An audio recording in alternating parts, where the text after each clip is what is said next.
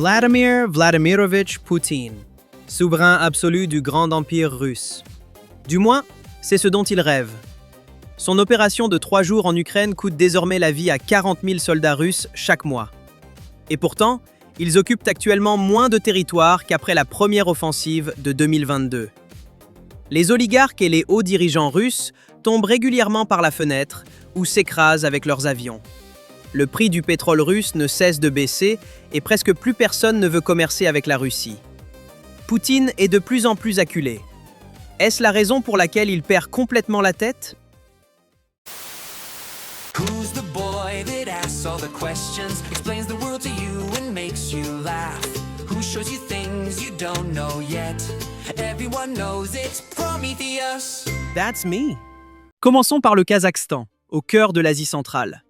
Un pays qui, pendant des décennies, a été considéré comme un partenaire fiable de Moscou. Mais aujourd'hui, les Kazakhs commencent à se libérer petit à petit de l'influence russe. Il y a quelques années encore, cela était difficilement imaginable. Il existait une alliance militaire commune, des liens économiques étroits, la langue russe commune, des investissements russes et des garanties de sécurité russes. Dans la période d'incertitude qui a suivi l'effondrement de l'Union soviétique, c'était une solution purement pragmatique pour le Kazakhstan. La Russie disposait de loin de l'infrastructure militaire la plus solide de la région, tandis que le nouvel État kazakh était pour ainsi dire en cours de construction. Pour Moscou, le Kazakhstan était un bouclier protecteur contre l'OTAN. Grâce à cette coopération, la Russie a continué à avoir accès aux matières premières, a pu développer son infrastructure militaire dans le pays et disposait d'un partenaire commercial puissant. D'un point de vue moral notamment, le Kazakhstan était un partenaire important. Alors que de nombreux pays se sont tournés vers l'Occident après l'ère soviétique, le Kazakhstan est resté aux côtés de la Russie. Mais soudain, le Kazakhstan contrôle méticuleusement sa frontière avec la Russie. Les chaînes d'approvisionnement sont vérifiées, les exportations sont restreintes, les stratégies russes de contournement des sanctions sont bloquées depuis décembre. Dans le même temps, le pays est à la recherche de nouveaux partenaires. L'UE est désormais le premier partenaire commercial du Kazakhstan, devant la Russie et la Chine. Le pétrole, l'uranium et les matières premières rares du Kazakhstan affluent ainsi de plus en plus vers l'ennemi de Moscou.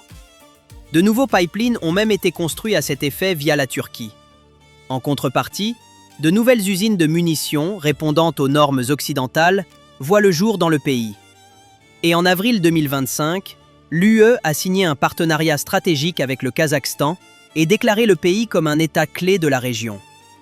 Le Kazakhstan se considère désormais comme suffisamment fort sur le plan économique et militaire et prêt à s'émanciper. Pour Poutine, cela semble avoir franchi une ligne rouge, car le Kazakhstan partage la plus longue frontière avec la Russie au monde. De nombreux observateurs ont vu dans l'intervention de Poutine au Forum économique de Saint-Pétersbourg une riposte directe de la Russie, lorsqu'il a déclaré « Il existe une vieille règle selon laquelle partout où un soldat russe pose le pied, le pays nous appartient. » Une menace indirecte envers le Kazakhstan. Le gouvernement kazakh s'efforce certes de rester neutre dans le conflit ukrainien afin de ne pas irriter davantage Poutine, mais il ne reconnaît aucun des territoires annexés par la Russie comme faisant partie de son territoire national. Outre l'Union européenne, les États-Unis ont également commencé à investir davantage au Kazakhstan. En réaction, la Russie multiplie les exercices militaires à proximité de la frontière russo-kazakh. Mais le Kazakhstan a encore un atout dans sa manche. Ses relations économiques solides avec la Chine. Cela place la Russie dans une situation d'impasse. Poutine ne peut pas se permettre de perdre un allié aussi puissant au profit de l'Occident. Mais il ne peut pas non plus se permettre de compromettre ses relations avec la Chine, son dernier partenaire commercial important, qui permet encore tant bien que mal de maintenir le cap. Mais l'atmosphère n'est pas seulement tendue au sud. Depuis l'entrée en fonction de la nouvelle première ministre japonaise, le ton a changé à l'est de la Russie. Tokyo participe de plus en plus aux sanctions contre la Russie et ferme de plus en plus de sites économiques dans le pays.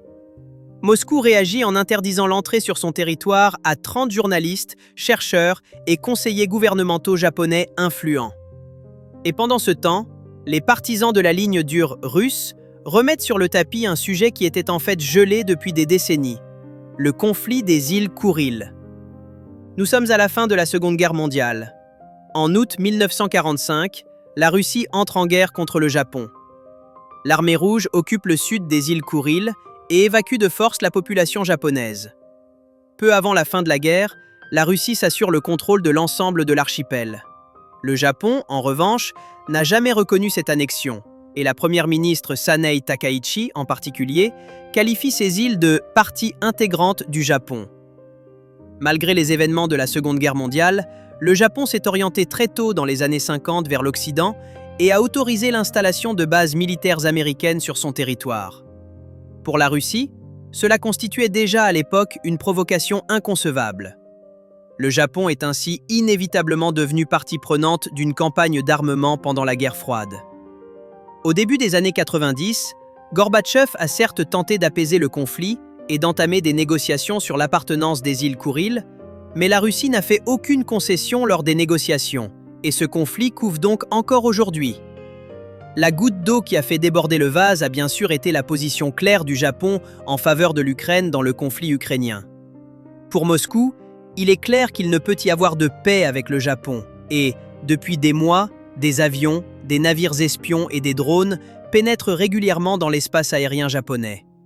Une provocation à laquelle le Japon n'a pas réagi jusqu'à présent, si ce n'est par des mots. À l'instar des nations européennes, le Japon souhaite désormais renforcer considérablement son armée. D'une part, bien sûr, pour assurer la défense du pays. D'autre part, la chef de l'État Takaichi n'exclut pas de vouloir créer un fait accompli dans le conflit qui dure depuis des décennies autour des îles Kouriles, si les provocations de la Russie persistent. Mais Poutine a encore un atout dans sa manche.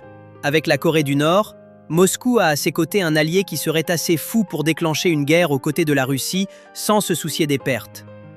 Officiellement contre le Japon, mais en raison des pactes d'alliance existants, la Corée du Sud se joindrait certainement au conflit.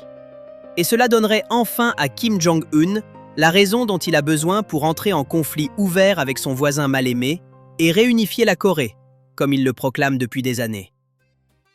Mais comme c'est parfois le cas dans la vie, lorsqu'une fenêtre se ferme, une porte se ferme soudainement aussi. Et le micro-ondes prend feu.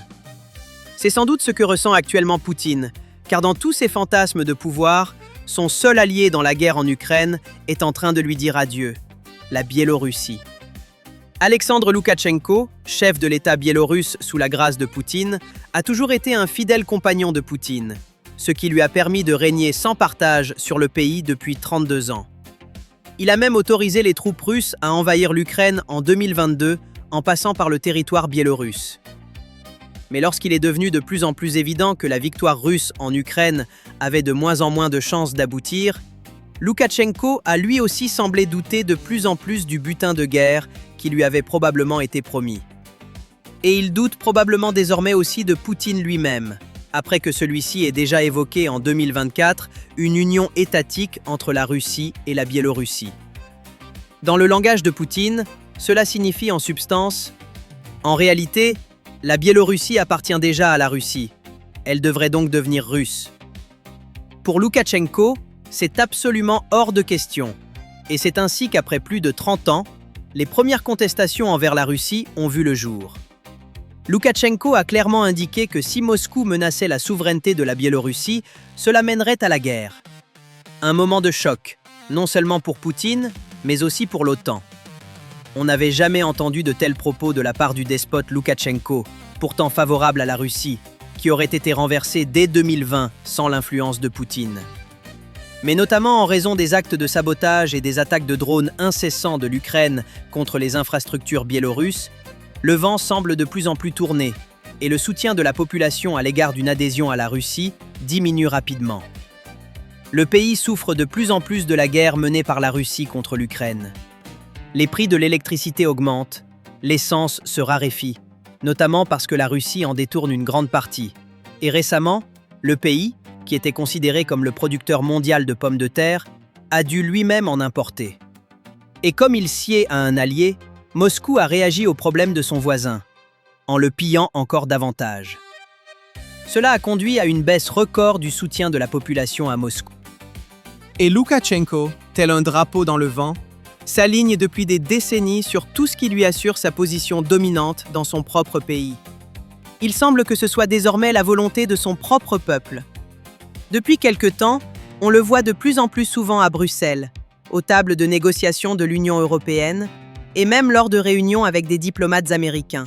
Si Moscou se montre actuellement plutôt sereine, il est clair que Poutine ne permettra pas que l'UE, voire l'OTAN, s'empare d'un pays voisin direct de la Russie.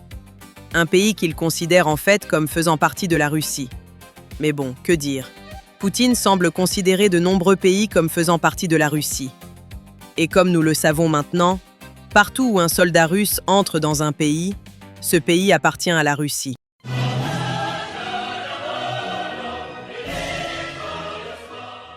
Mais maintenant, je suis curieux de connaître votre avis. Poutine va-t-il céder sous la pression et abandonner ses rêves d'un grand empire russe?